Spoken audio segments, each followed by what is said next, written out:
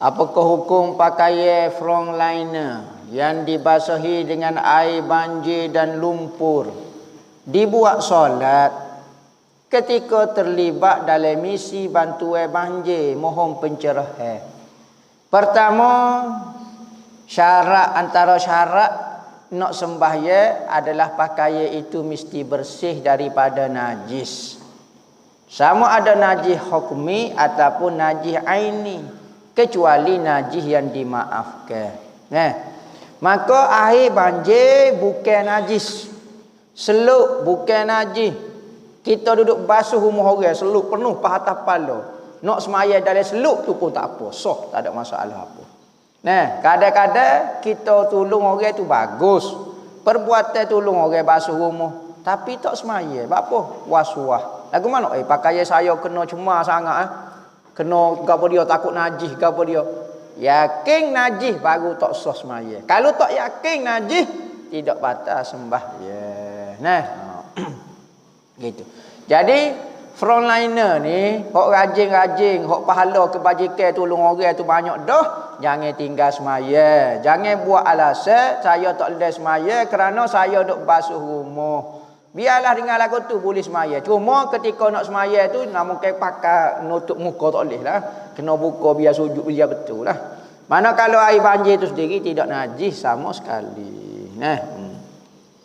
Tu ada kambing mapu. Kambing mapu pun tidak najis. Air hujan ni terlalu banyak. Tidak jadi kau najis. Lepas tu keruh capur dengan pasir tak apa, capur dengan seluk tak apa. Air seluk ni boleh buat menyuci ke. Bukan kata dia tu bersih atau tak bersih. Dia boleh membersihkan. Tengok bersih air seluk. Saya tak biasa nak buat macam cemar. Cemar menurut demo tapi masih bersih. Cuci tak semestinya suci. Cina duk basuh baju, orang kafir duk basuh baju. Cuci, oh masya-Allah cuci, tapi tak suci. Orang Islam kena cuci dan suci. Bersih, cemar tak semestinya najis. Cemar tak semestinya najis. Kita nampak macam cemar, baju bitik sawah, peluh kau gapo dia. Tak cemar, boleh semaya dengan peluh-peluh lagu tu. Jangan terkecing dalam kain sudah. Kecing dalam kain memang tu bukan tu najis dia pula lah. Jika kita berwuduk dan di bahagian sunat seperti telinga, kalau tak sekata air wuduk, adakah wuduk itu dikira sah? Di bahagian sunat seperti telinga, tak apa, tak ada masalah. Kaedah dia benda sunat ni nak buat sikit. Kalau tak buat langsung pun sah, apatah lagi kalau buat sedikit. Tapi moleknya buat keseluruhan, buat comel, baru boleh pahala. Saya sudah 15 hari tempoh suci. Dan biasanya saya sudah datang haid pada 26 hari bulan 12 waktu pagi. Sudah. Saya tengok ada darah warna merah keruh keluar. Warna keruh keluar sekejap je. Pada waktu pagi, petang, malam dan sampai malam pukul 2 malam ni 27 ni tak ada darah dah yang keluar dah. Adakah darah yang keluar sekejap itu dikira istihadah? Lepas tu kalau hari berikutnya darah keluar lagi sekejap-kekejap. Dan kalau campur ke semua dapat kurang 24 jam, adakah saya tidak dikira haid? Bolehkah ustaz terangkan kaedah 24 jam ini sebab saya kurang faham? Gini, masalah haid gini. Pertama, saya tak pernah mari haid. Jadi tak secekak orang Tino lah. Tentu dah orang Tino lebih cekak masalah kira haid. Jadi kalau dia kata darah tu mari sebentar-sebentar sahaja, maka apabila semata-mata mari darah, tengok. Biasa awak mari darah haid bila? Awal bulan, pertengahan bulan, akhir bulan dulu. Okey, saya awal bulan mari darah. Biasa standard. Bulan depan kalau mari darah yang sama. Bulan depan darah awal bulan, maka awak kena berhenti kerana ada awak awal bulan ni darah haid. Berhenti lah, tak boleh semaya. Cek pula tengok betul, tak ada. Tak ada. Apa hukum dia? Nak pegang kata tak ada haid kau, maka pegang adat. Adatnya misalnya seminggu awal bulan ambo mari hit. Maka standard dia, adaknya apabila mari sikit pun dia kira hit dah. Kalau dia tak mari, esok mungkin dia mari. Sebab standard ambo awal bulan seminggu tu hit ambo. Waktu dia dah dia mari. Biasanya standard lagu tu sipi adat dia panggil. Tengok adat kita lagu mana. Tapi kalau orang tak biasa mari hit, semata-mata mari darah, kalau tak cukup 24 jam, wajib dia kena semaya, tak dipanggil hit. Esok ke tak tahu lagi nak mari kau tak mari, kalau dia mari berarti kita semaya dalam hit, maka tidak ada masalah gapo sebab kita ingat dia nak putus, dia mari sebentar ya, maka tak ada masalah apa. 24 jam ni pertama tak berhenti-henti. Tak cakap tarik waktu semaya, bersih ke kemaluan, ambil tisu cek, oh ada kesel darah. Hit tu. Basuh pula bila pula tunggu, basuh cek pula nak kata. Jangan tak basuh pakai kesel darah kat luar tu ada nama ke. Basuh dulu, tak ngak apa? Oh, ada hit. Nah, kadang-kadang tengok ada lain darah kau kat tu semua hit belaka. Kalau mari 24 jam, cek 24 jam lagu tu belaka. Hak tu mari darah 24 jam. Kalau dia mari sebentar-sebentar, tengok dalam masa 15 hari cukup dak 24 jam. Kalau dia mari hari pertama dalam 5 jam. Hari kedua 2 jam campur sampai 15 hari cukup 24 jam, maka daripada 1 hari bulan sampai 15 hari bulan tu semua hit belaka. Tapi kalau tak cukup 24 jam, istihadah belaka.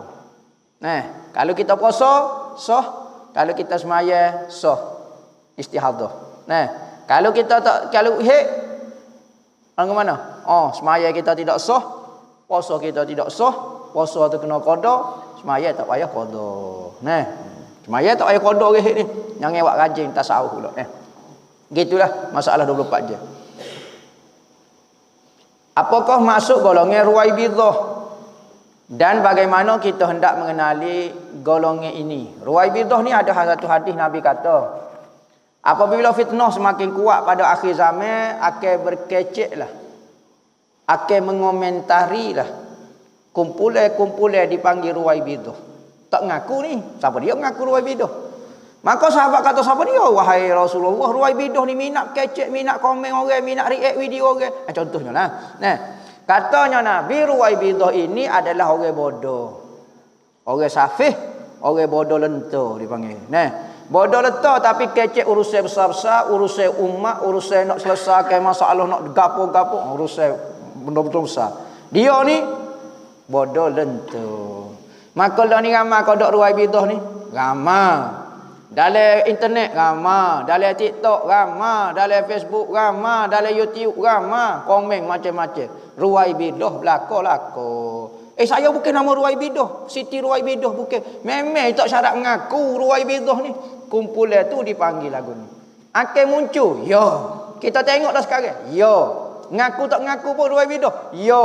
Demo dah ruwaibidah. Nah, jangan jadi ruwaibidah. Kalau kita bodoh baik senyap, jangan jadi golongan hok Nabi kata ruwaibidah. Nah, ruwaibidah baca. Bukan bodoh leto, maknanya ruwaibidah maknanya. Nah. Nak kenal dia, orang jahil, komen ulama. Orang awal tentu ke siapa dia hok betul, hok siapa dia salah. Dia mengguna siping ke apa? Ulama ni menyakut dengan hamba. Sebab apa nampak dia pakai kemah molek? Kemah molek pakai kacing pas tekuk ke apa dia? Oh ni nampak bolong pakai serbai buruk ke apa dia? Nampak macam bodoh. Nampak macam bodoh. Dia mengguna siping ke apa? Dia kata dia bodoh tak bodoh? Dia mau pernah ngaji? Balarah? Mantik ke? Tak pernah ngaji. Lepas tu? Dia mau nak kata kan? Maka tak boleh nak nilai. Kita orang biasa ni tak boleh nak nilai orang alim ni. Dia ada ilmu dia, ada gapo dia, perbahasa sama-sama pok dia. Ni dok komen pandai-pandai pok kita Jadilah ruwaibidah Nabi kata. Semakin kaluklah dunia ini dengan munculnya kumpulan ni. Dahlah fitnah semakin ramai. Hok jo komen pula tak tahu alik ilmu jatuh. Dia kata Wahabi betul. Oh. Dia mau tahu mana Wahabi betul? Mau nampak macam dia senyap ya. Nampak macam pakai kemah, pakai jubah tak pakai piyuh, nampak macam Yahudi pun tapi nampak kemah habis. Tapi nampak semak tak kata orang dia senyap atas surah duk baca Quran, nampak macam betul. Dia mau guna sipik gapo betul kau salah. Siapa dia kata Wahabi betulnya? Sesek Wahabi belaka kata Wahabi betulnya. Ahli sunnah jemaah semua kata Wahabi salah. Sekalipun dia tidak mengkafirkan Wahabi, tapi Wahabi ni salah. Pandai-pandai awak keluar kenyataan pula Wahabi ni betul. Mai kau mana? Tobat agak kan tu. Ikut ulama, jangan duk pandai-pandai. Nah. Ustaz soh kodok solat seorang perempuan masuk kia tak rapat ke kaki. Sebab jadi nak jatuh bila rapat ke kaki. Jadi ke sunat perempuan rapat ke kaki dia. Nah, orang jatuh sunat renggek ke. Kalau paling dekat orang jatuh 4 jari. Sini. Paling jauh jeka. Sekat ni. Orang jatuh. Nak keking lagi kalau dia tubuh besar. Dia kena keking gini sesuai dengan tubuh dia. Kalau dia buat gini jadi macam nak balik. Jadi macam nak balik. Kalau sekali orang tolak ping geboh. Maka saya retin ke sunat lagu ni. Apabila lagu ni jadi saya macam nak geboh. Jadi macam tak stabil tubuh saya. Okey keking lah. Tak ada masalah apa. Sunat sahaja kepik kaki ketika sembahyang. Sunat bagi perempuan tidak wajib. Ustaz kalau puasa tahun lepas tak ganti lagi tahun ni, apakah puasa itu akan bertambah ustaz? Puasa tak tambah. Kalau lakar tahun kena bayar video. Bayar video. Sehari kena bayar 1 cupuk, di samping puasa kena bayar secupuk. Ngopoh dia panggil. Ngopoh denda. Kalau 2 tahun lakar tahun pertama tahun kedua, tahun ketiga 2 kali lakar, 1 hari kena puasa dan 2 cupuk beras. Seorang isteri telah bercerai dengan suami dan suami telah meninggal. Sekiranya isteri tidak mahu berkahwin lagi, adakah isteri dan suami bercerai ini akan boleh bertemu kembali ke syurga? Mula nak baik mula dah tu. Dia macam cerai dulu tak tahu tok laki dia ni orang baik. Apabila cerai barulah rasa Allah nak duduk dengan dia dalam syurga dah pula. Lagu mana? Ya kalau perempuan kalau sudah berkahwin maka tidak ada harapan dah untuk kembali kepada suami yang pertama. Berarti kalau baik duduk dalam syurga dengan isteri suami yang kedua. Tapi kalau dia tidak pernah berkahwin, ada harapan untuk dia duduk dalam syurga dengan bekas ex suami dia. Boleh. Ex-man jadi boleh. Tak ada masalah apa. Masalah boleh kau tak boleh ni tentangnya tu. Sebenarnya tapi dalam ulama-ulama jawab ada harapan dia boleh duduk dengan bekas suami dia. Sekalipun dia cerai dah. Yang penting jangan dia nikah dengan orang lain. Kalau suami tak apa. Suami dia, isteri dia meninggal, nikah. Seorang, 2, 3 sebab dia boleh duduk 4 kan, 5 ni tak apa. Kalau atina tak boleh dia kena duduk seorang saja. Ustaz, saya nak tanya, tempat tinggal saya dalam hutan. Orang kau gapo ni? Kemungkinan ada risiko untuk pergi jemaah atau kuliah. Macam mana tu ustaz? Kadang-kadang rasa serba salah. Tapi bila fikir risiko saya jadi muskil. Mohon pencerahan. Gini. Dia duduk dalam hutan. Dia ni bukan orang hutan. Dia ni manusia. Maksudnya duduk dalam kawasan kampung. Maknanya kalau dia keluar daripada rumah dia pergi ke masjid ke, bimbel, ikutlah. Tinggal rumah dia duduk sorang lagu tu takut binasa ke apa dia harta orang curi ke. Maka lagu mana? Kalau ngajar lo ni ke boleh buat dengan kau ni ke? Pakai live ni. Dalam hutan pun ada. Dalam hutan ada lo ni live. Jadi duk tengok tu lah. Kalau lah menyebabkan kalau kita pergi masjid menyebabkan bahaya keselamatan, maka tak payah pergi. Menyebabkan. Jadi pengajian ni tak ada alasan kita dengan Tuhan. Lo ni kakak kau ni. Live ni. Boleh tahan nak dengar, boleh tahan nak gapo. Jadi tak ada alasan duduk rumah, jaga rumah dan dengar kuliah. Saya tak ada handset. Sudah, saya tak ada handset dah pula. Tak tahu nak buat guana. Apa awak sendirilah pilih. Kalau awak tu baik lagu mana keluarga awak. Cakap nak agak pula jadi keselamatan pula. Pisah pandai-pandai lah. Cari alat, carilah gapo-gapo dia ko, ajak orang ko, tiap-tiap seminggu sekali upah ustaz ko mari mengajar 4 demo. Bahaya juga duduk dalam hutan ni. Nak duduk tempat orang amal, keselamatan. Sesama Islam berperang. Kalau mati masa perang tu dikira syahid ke tak? Tidak dikira syahid. Kerana syarat berperang mati syahid mesti perang lawan orang kafir. Apabila lawan sama-sama orang Islam, siapa dia lawan siapa dia? Kalau pemerintah orang lain pergi serang pemerintah, sama-sama Islam ni, maka hak yang menyerang tu kalau mati berdosa, mati buruh dipanggil. Mati pemberontak. Masuk neraka. Berdosa masuk neraka. Apabila masuk kata mati syahid, Perang di Syria mati syahid lagu mana? Perang sama Islam. Di Iraq mati perang sama Islam. Mati. Di Yemen perang sama Islam. Mati syahid kata mana? Nu kita tengok Yahudi tu contohnya. Di Palestin tu gapo dia hok mati hok betul-betul tu. Apa yang kita tengok sama-sama Islam tiba-tiba jadi mati syahidnya. Mati buruh, mati tu maksiat. Apa hukum berpegangan tangan antara sepupu? Oh, pegang tangan antara sepupu. Hukum dia tak ada masalah sebenarnya sebab sepupu ni sepupu jatuh sama jatuh kau jatuh dengan tino. Oh, tak boleh. Nampak kalau tino sama jatuh tak boleh, sepupu ni patai semaya. Tak boleh. Baik setara mana ni adik-beradik apa? Adik-beradik sepupu tak boleh. Sekalipun mak dia tu kakak mak kita, adik mak kita, kau mak dara kita serta tak atas semaya. Mak dia sudahlah. Anak dia tak boleh sepupu dah. Boleh nikah dah. Tak boleh pegang tangan. Ni berlari berkejaran. Nak main pegang tangan. Tak boleh sudah main tak usah. Jadi sumber mahram dah pula. Jadi tak usahlah sepupu tak boleh kau dia berpegangan tangan. Tak usahlah. Pelik sungguh. Takut pegang kau lain. Apakah hukum isteri keluar rumah kerana suami berkahwin lain? Kerana suami tidak berlaku adil dan zalim pada isteri dan anak-anaknya. Adakah dikira masih berdosa walaupun suami menzalimi isteri pertama? Ayat dia kan. Salah isteri pertama ni kan. Benar sungguh cerita dia ni. Cu tengok gini, masalah hukum suami isteri ni tak boleh soalan lagu ni. Biasa soalan lagu ni isteri pertama tanya soalan lagu ni.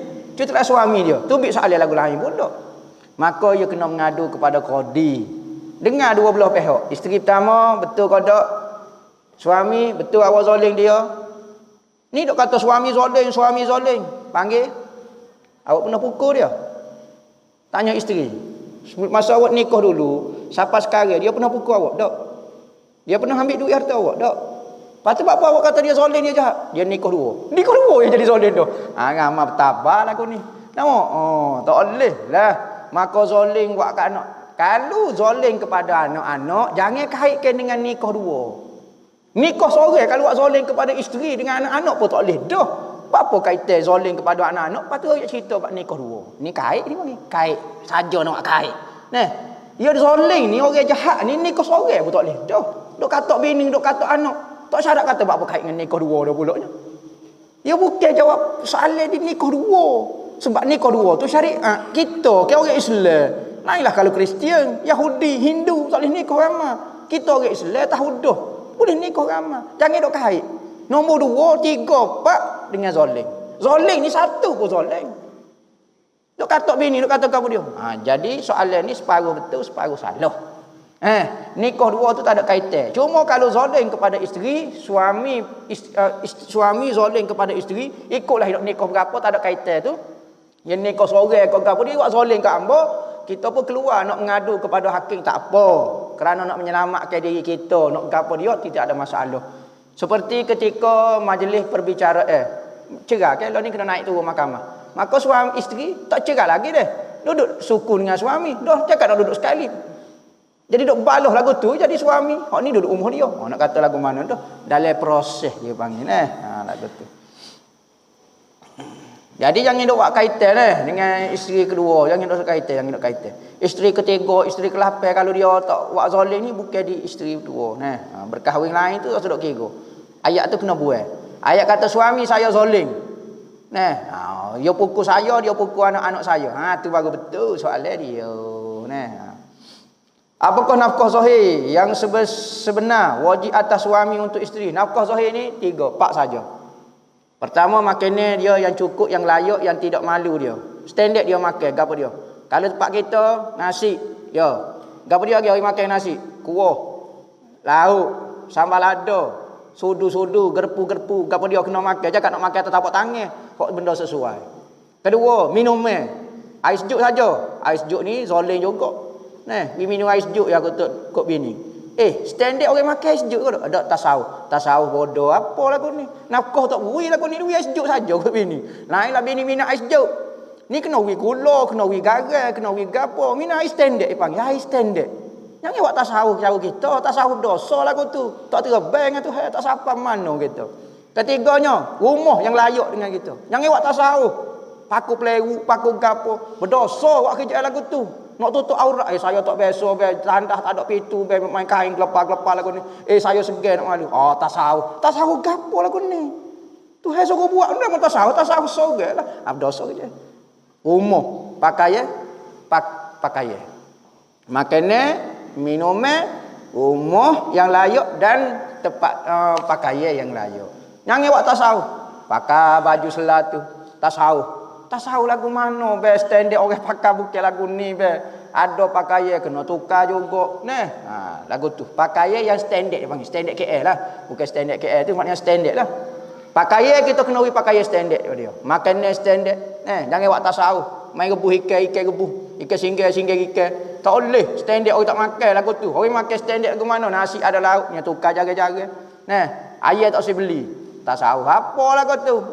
Nak nikah sangat. Nikah kena tanggungjawab lah. Lagu tu. Kena wih hak benda yang standard. Apa orang Islam bersih ke kuih Hindu akibat banjir Malaysia baru-baru ni. Kalau benda itu ibarat dalam kitab-kitab fiqh ada khilaf. Ada kata kalau nak membersihkan kalau nak bersih tu tidak ganggu, makruh sahaja hukum dia. Tidak ganggu bab akidah. Lainlah kalau kawan tu bersih kuih Hindu dalam keadaan membesarkan kuih Hindu tu, mulia ke tu patung dia kau dia, hak tu jadi haram dan jadi kufur. Tapi kalau semata-mata bersihkan saja gapo dia apa semua, tu tidak ada kata makruh. Jadi khilaf, ada kata makruh, ada kata haram. Jadi tak ada masalah lah. Orang duk balah ada kata makruh, ada kata haram, ada kata buat, ada kata tak buat, ikutlah. Tak ada masalah bagi ambo. Dalam kitab pun ada kata makruh, tak silap ambo. Kata makruh bersih ko tempat-tempat ibadat agama lain. Mohon pencerahan bab solat. Apabila kita selesai solat, masuk zikir, kita baru perasan ada najis tai cicuk di kaki kita. Wajib ganti ke tak? Masuk zikir, kita tengok tai cicuk di kaki. Maka kalau kita yakin tai cicuk itu kena ketika semaya, batal semaya. Tapi kalau kita tak yakin, takut masuk kita esok tubuh kita saat ni, kita berzikir kan lepas pada semaya kita esok takut kena masuk kita esok saat ni. Tahu dah esok ke apa? Esok ni kita berundur selu-selu, panggil esok. Kalau undur derah-derah panggil kesok. Nama esok ni esok selu-selu. Kena di kaki kita, mungkin kena situ, maka tak wajib ulas semaya. Apa hukum marahi dan mengutuk tindakan raja atau pemimpin yang menindas rakyat? Gini. Nabi kata kecek dengan dia. Tak puas hati pergi jumpa dengan dia. Pergi jumpa dengan pejabat. Ni duk syarah kat orang masjid, juru, duk semaya bel. Kalau tu kata kamu semacam kena kata. Apa pergi kecek dengan dia lah. Ya sebenarnya menasihati itu pergi jumpa dengan dia. Kecek kata kalau betul jujur nak menasihati dia. Tapi kalau kita kecek salah sini, kita duk kecek dengan orang ni, takut ada maksud lain. Bukan nak maksud menasihat ni, nak jatuh dia. Lain. Kerana lah ni orang nampak macam cara nak menasihati, tapi sebenarnya nak menjatuhkan orang, nak memalukan orang, nak buka aib orang. Kalau benar nak menasihati dia, pergi jumpa dengan dia. Saya nak jumpa kata, oyaklah kepada siapa dia pemimpin kau, siapa dia Allah. Cik ni orang baik sungguh kata. Keluarga cik orang baik kata. Kalau cik buat molek rakyat saya, tiap-tiap tahun benar. Tak ada ngundi benar tu.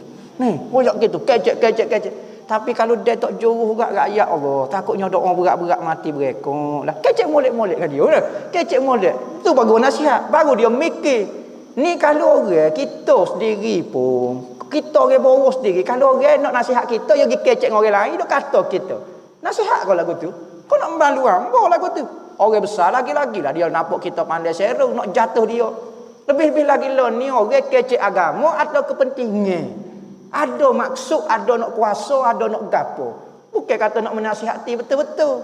Maka jadi muka lain. Takut jadi muka lain.